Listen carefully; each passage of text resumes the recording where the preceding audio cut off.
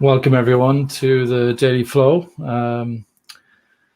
I've got some AI translations going on today, so hopefully they will help in your language, mostly European languages here. The topic for today is, what is the direction of travel? Is it the same as a vision? In Scrum, there's a thing called a product goal. What is it? And what is a sprint goal? And so I want to start with talking about the direction of travel. And so direction of travel is what it says. Where are we going? But it's more about the direction than the destination. There's an appreciation, for example, in the Cynefin sense-making framework and in complexity, that we might want to move from our current situation in a particular direction, but we appreciate that we might not end up at a destination where that direction is. We might end up actually pivoting somewhere else. Is it the same as a vision? I would say no. I tend to be quite careful about the wording. I tend to talk more so about the direction of travel than a vision, because a vision is some kind of articulation of some destination that we'll hopefully achieve in the future. I think most people who work in complexity and agility understand that even if you have articulated a vision, it is our dream of where we might end up, and we appreciate that we could end up in a very different place.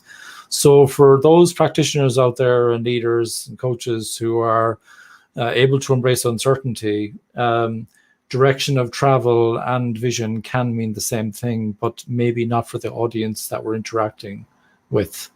So we just need to be a little bit careful about that. So I tend to try and stick with direction of travel where I can.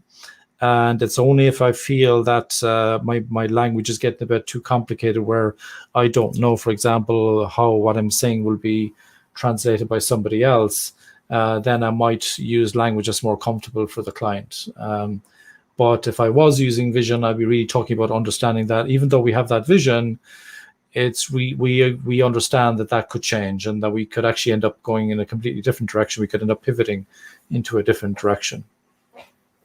In Scrum, they introduced the product goal, and immediately when I saw the guide, I thought that maybe product goal means the same thing as the vision. It can do, but I suggested that it's mostly not the same as the vision. The product goal tends to be much more tangible, something that's achievable. It might even have some kind of time horizon on it, but the primary reason for having a product goal is to set some kind of more tangible objective, something that's less idealistic. But you could have a product goal that is idealistic. But what we need to be careful about, particularly when you're using Scrum, if you have a product goal that is, for example, an almost impossible perfection vision, it's almost impossible, like human life on Mars, for example. People rotating every 9 months like they do on the International Space Station at the moment. Is it impossible? It feels impossible at the moment. Maybe if you're optimistic, you could say it's almost impossible. If you had a Scrum team with a product goal that was aiming for rotations like that for human life on Mars, it might be very difficult for the Scrum team to commit to the Scrum values. And the Scrum values are really what capture a lot of the essence of beingness, I guess. The act, the behaviors that you display, that you exhibit when you're in a team. So the 5 Scrum values: focus, openness, courage, commitment, and respect. It'd be very difficult to stay committed, to stay focused with such a really wide product goal. So product goal would tend to be less idealistic, might be more kind of in the kind of going to the moon, not going to Mars, might be more like getting to the dark side of the moon, actually, which would be doable, probably doable within a year, actually. And you could have even shorter product goal, which might be, just getting, having an automated dock with the International Space Station, for example, That would be something that more tangible. And if you wanted a sprint goal, it could be as simple as, maybe get some astronauts trained in some, zero gravitational environment so that they're getting used to that. So goals are useful. They help to provide focus for Scrum teams. A direction of travel is also useful at Kanban. In complexity, there is a direction of travel. And we ask that you use 3 time horizons in the direction of travel. So what's your almost impossible perfection vision? What's something more tangible, maybe in the next 1 to 3 years? And then maybe something much sooner. What can you achieve in the next, say, 3 to 6 months with that kind of time range? And so when you have a direction of travel with different time horizons, it gives you people with different frames of mind, gives them something to latch onto. The dreamers like Elon Musk can talk about Mars. The accountants can talk about, what are we going to achieve? How are we going to get to the dark side of the moon by the middle of next year or 12 months time, say. And the people on the team can kind of latch onto, okay, I can get my head around doing an automated dock with an International Space Station. I can get my head around doing some astronaut training as a more immediate sprint goal, for example. So I don't see them. I don't see direction of travel and vision as being the same thing. I see one being a kind of a twist on the other.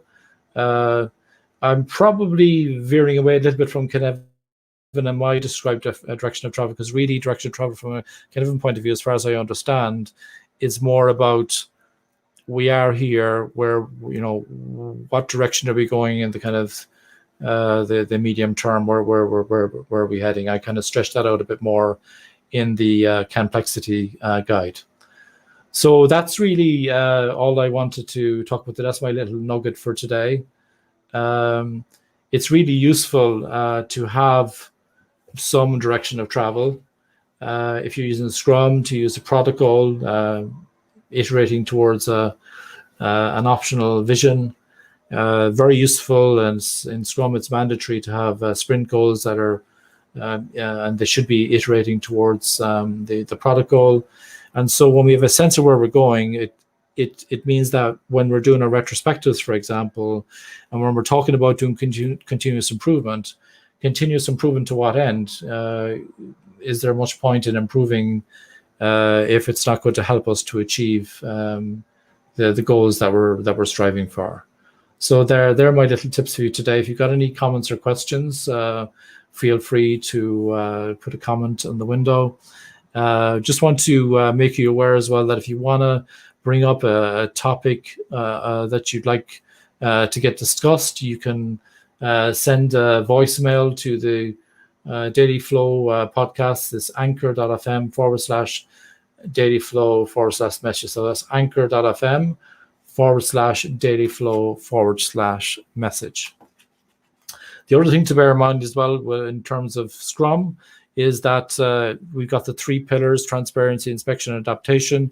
If you have a goal that is really so broad that you can't really tell what you're iterating towards, if it's really kind of overwhelming, you might want to think about, should we have a product goal that's a little bit more tangible, something we can kind of get a head around. We understand we might have some further away product goal down the road that we're chasing, but it's good to have something that's a bit more tangible. It's more useful. It helps teams to be more empirical. Being empirical at the end of the day is basically building up evidence, collecting data on what we've done, getting feedback, and helping us decide what we do next. And if it's difficult for us to assess progress because our objective is too broad, it might become a problem. So a way to circumvent that is, you can still have the almost impossible perfection vision. You can still have your 1 to 3 year challenge. You'll notice some of you will recognize Toyota Kata language here. And of course, you might have something more immediate, like some kind of target condition that you're striving for. That's all I wanted to talk about today. If you want to get a question on the show, get it featured, please leave a voicemail at anchor.fm/dailyflow/message. Thank you. Over and out.